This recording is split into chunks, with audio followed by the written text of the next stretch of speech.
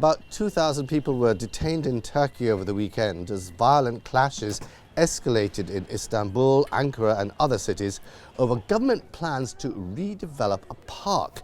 Emre Peker is joining us from Istanbul. Emre, this is not just about a park, is it?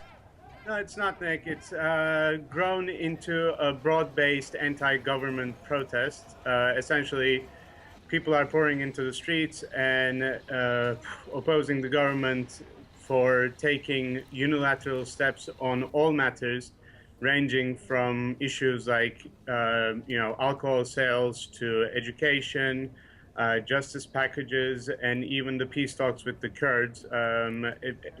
Disparate groups are viewing the government as acting alone and the prime minister as taking a stance that's more like my way or the highway. I mean, in other words, the government has been in power for the last 10 years under Prime Minister Erdogan. Is it a case that they're just becoming slightly more heavy-handed here, or changing the rules of engagement? That's the accusation by the demonstrators, Nick. But the Prime Minister still enjoys very strong support, and he's been reiterating that in the past couple of days in comments, saying that he still enjoys 50% support, and he actually sort of sent a warning sign today saying he's working very hard to keep his backers in check, who keep saying, they want to counter these demonstrations. Is it a case that he basically just misjudged the response to his policies? I think so. Speaking to protesters on the ground, it looked like if he just softened his tone, apologized for the police action and all the tear gassing and water cannons, people would be willing to take a step back, especially in light of a court order that halted construction at the park site.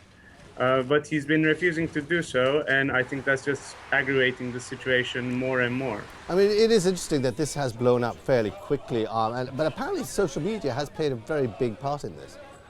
Yes, it's partially because there has been not absolutely no coverage, but very little coverage in Turkish media of the protests, which caused an outrage, and people have been organizing via Twitter and Facebook, but that has come with its own problems because there's also a lot of misinformation, Nick, and people are trying to inflame the tensions as well. But by and large, demonstrators have been very careful about trying to stick to the facts and organizing responsibly over social media. Emre, of course, that's one of the usual risks here. But and as you said, there isn't really any real threat to the Prime Minister at the moment. But is there any threat to the country's image?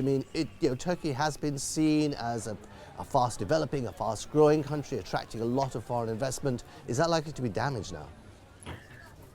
It's going to be harder to argue that Turkey is a great model for all the Middle Eastern countries in the aftermath of Arab Spring, when you have cops, tear gassing people at short distances, and those getting photographed and broadcast live. But speaking about the stability of the country and long-term consequences, it's unlikely to cause a serious shift in the power structure in Turkey in the short term. And in the long term, although markets tank today, in the long term, I don't think the foreign investors who are really buying into Turkey's growth story will be deterred. Emre, thank you very much indeed. Sure thing, Nick.